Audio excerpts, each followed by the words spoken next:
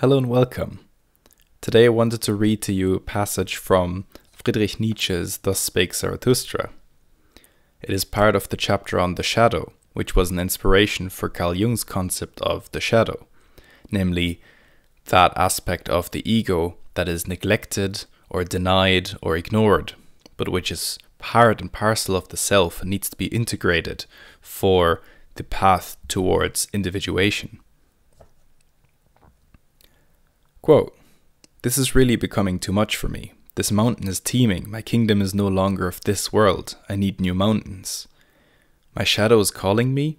What does my shadow matter? Let him run after me. I'll run away from him." Thus Zarathustra spoke to his heart and ran away. But the one who was behind him continued to follow, so that soon 3 runners were after each other, namely the voluntary beggar in front, then Zarathustra, and third and furthest behind, his shadow. So you can see here that you cannot escape the shadow. The shadow will always be there. You cannot fight and destroy him. It is something that is always cast. And in the creation of the image of the self, and that is what the ego represents. The ego is an image of the self. The self can never be truly grasped, as the self is unbounded. It is finite but unbounded. Thus, the ego is an image that is created. It is necessary. So, the ego is also not something to be destroyed.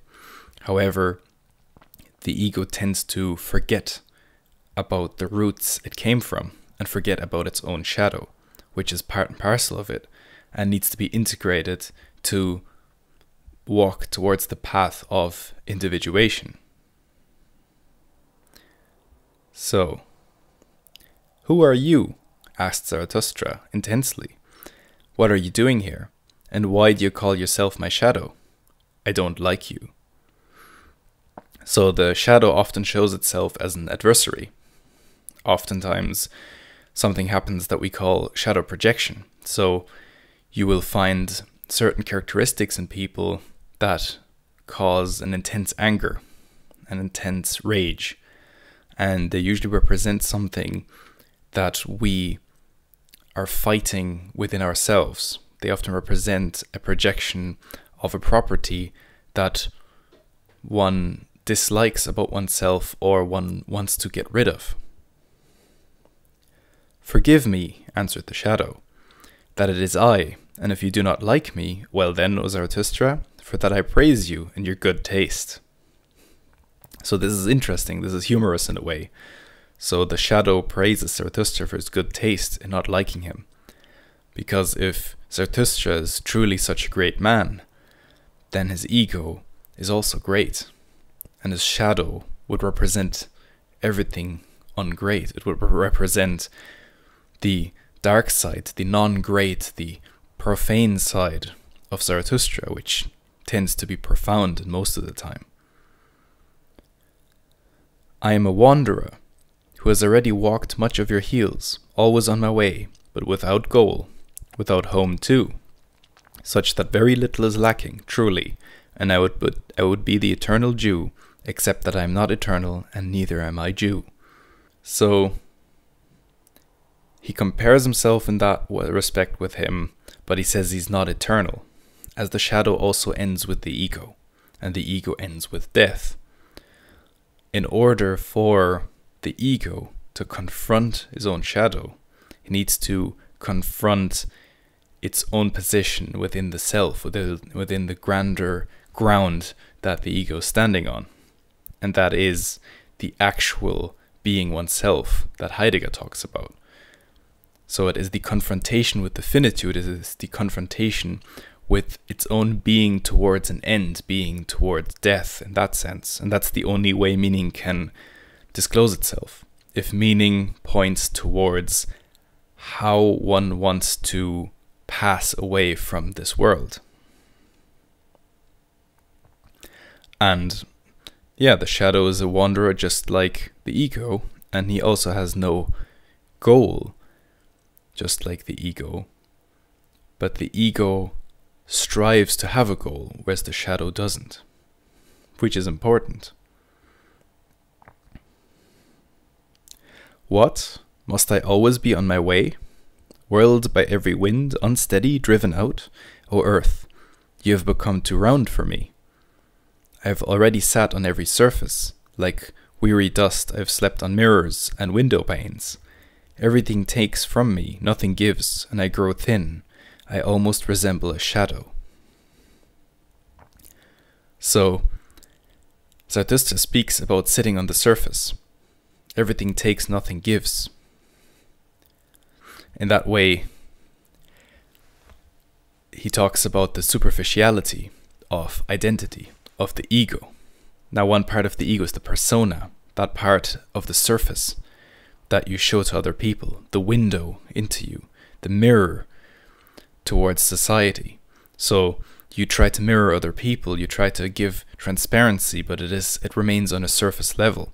And if your ego mainly cultivates this surface level, this persona, it becomes thin. It becomes thin and indistinguishable from its shadow. And you often get that in totalitarian societies where nobody talks about how they really feel anymore, but are isolated and only live in that persona that they ought to give each other in order to be accepted and not spied on or not be suspected of anything. And what happens then is that the society represents the collective shadow. It becomes the collective kind of dark, blind mass entity. But after you, O Zarathustra, I have flown and followed longest, and even when I concealed myself from you, I was still your best shadow. Whenever you sat, I sat too. With you I have haunted the remotest, coldest worlds, like a ghost that runs voluntarily over winter rooftops and snow. So it is dangerous, it is cold, it is remote like a ghost. With you I strive to enter everything forbidden, worst, remotest, and if anything of mine is a virtue, then it is that I have feared no ban. So the shadow leads the ego to danger, and so the shadow actually is necessary for that development. If the ego just remains in its used roles and its normal conventional roles, it cannot develop. The shadow forces it into this unknown danger zone, into this area where one least wants to go, but where the biggest potential arises for development. With you I smashed anything my heart ever honored. I overthrew all boundary stones and images. I pursued the most dangerous wishes. Indeed, I have passed over every crime once.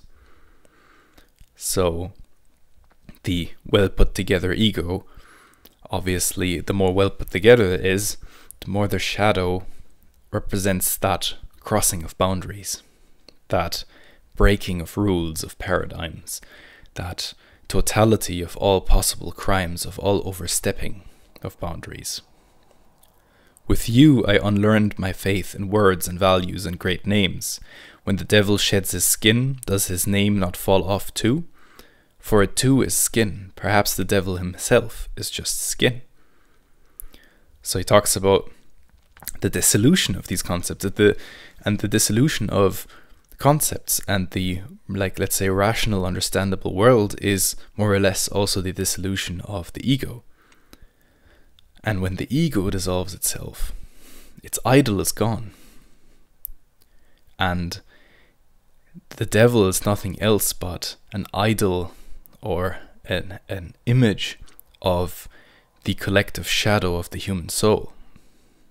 So, once that is dissolved, once it is integrated, once the ego and its shadow are blurred in their boundaries, the permanence, the kind of life and autonomy of this living entity, the devil, seems to dissolve as well.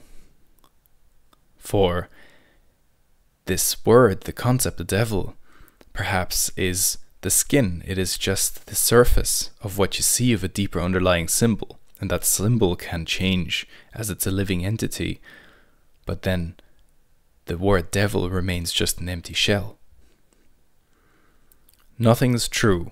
All is permitted. Thus I persuaded myself. I plunged into the coldest waters with head and heart. Oh, how often I paid for it by standing there naked as a red crab. With these words, I end this session, as the last paragraph I read will be relevant for the next video on this topic. If you liked this kind of reading, please subscribe, like, comment if you have any input as to how to improve things, any criticism, any appreciation, and I will see you in the next video.